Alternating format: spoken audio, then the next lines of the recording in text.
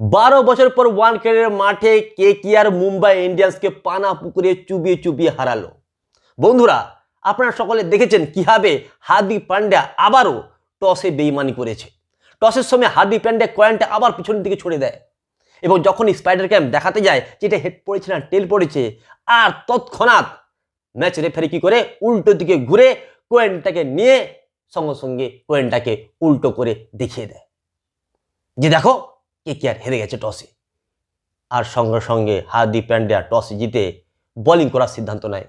KKR আর কি করবে, বাধ্য হয় ব্যাটিং করতে হয় কেকেআরকে। এই পিচটা সকলে জানেন যে মুম্বাইয়ে কিভাবে ডিউ পড়ে, ওস পড়ে, শিশির পড়ে।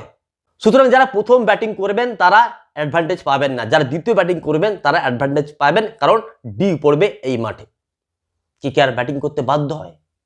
57 রানে কেকেআরে 5টা উইকেট পড়ে যায়। তখন ইম্প্যাক্ট প্লেয়ার হিসাবে নামানো হয় মনীষ পান্ডেকে।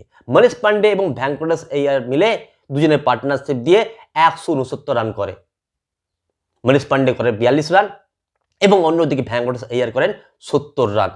কোনোক্রমে কেকেআর 169 রান করে এই মুম্বাইয়ের পিচে। সকলেই ভাবছিল যে মুম্বাই ইন্ডিয়ান্স এই ম্যাচটা খুব সহজেই জিতে যাবে, কারণ এটা এমন একটা পিচ যেখানে ডিউ পড়ছে, ব্যাটিং সহায়ক উইকেট হয়ে যাবে এবং খুব সহজে চেস করতে পারবে এই মুম্বাই ইন্ডিয়ান্স। কিন্তু দেখতে পাওয়া গেল অন্য চিত্র। যখন মুম্বাই ইন্ডিয়ান্স ব্যাটিং করতে নামলো তখন কেকেআর বোলাররা সব জ্বলে উঠলো। মিচেল স্টার্ক, যিনি ফর্মে ছিলেন না, তিনিও ফর্মে ফিরে এলেন এবং ঈশান কিষানকে বোল্ড করে দিলেন। তারপর সুনীল নারায়ণ এবং বরুণ চক্রবর্তী মিডিল ওভারে দুর্দান্ত বোলিং করলেন। 4 ওভার বোলিং করলেন এই বরুণ চক্রবর্তী, 22 রান দিয়ে 2 উইকেট নিলেন। সুনীল নারায়ণ 4 ওভার বল করে 22 রান দিয়ে 2 উইকেট নিলেন। অন্যদিকে রাসেলও দুরন্ত বোলিং করলেন। এবং যখন 19তম ওভারটা বল করতে আসেন এই মিচেল স্টার্ক, তখন মিচেল স্টার্ক শেষ এই 19তম ওভারে 3টি উইকেট নেন।